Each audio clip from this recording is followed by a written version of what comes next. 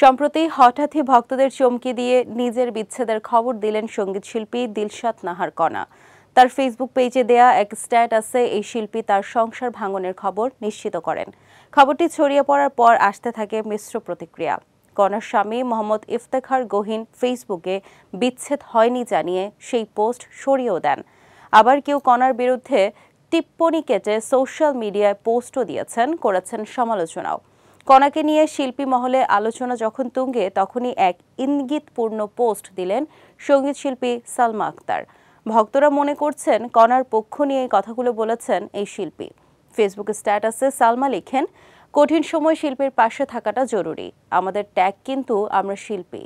এছাড়া সালমা আরও লেখেন, আমাদের কর্তব্য সবাই একসাথে মিলে থাকাটা। 2 দিনের দুনিয়া, কে কখন আছি আবার নেই, যার যার কষ্ট তার তার। নেটিজেনদের অনুমান, কণার এই বিষয়টি নিয়ে নিজেরাই তথা শিল্পী মহলই জল খোলা করছে, কাজেই এমন মন্তব্য করে বসলেন সালমা। এছাড়াও গায়িকার এক ভিডিও বার্তায় বলতে শোনা যায়, এসব বিষয় আমি চুপ থাকতেই পছন্দ করি। আমার খারাপ লাগে একটা অঙ্গনের মানুষ যেমন ডাক্তার, উকিল, তাদের কোনো সমস্যা হলে একজোট হয়ে কাজ করে, কিন্তু আমাদের শিল্পী গোষ্ঠীদের বেলাতে দেখি যখন কেউ বিপদে পড়ে তখন নাকি শিল্পীরা চুপ থাকে, একটু মজা দেখে। পাশাপাশি আক্ষেপের সুরে সালমা আরও বলেন, আমরা একই অঙ্গনে থাকি কিন্তু মজা নেই।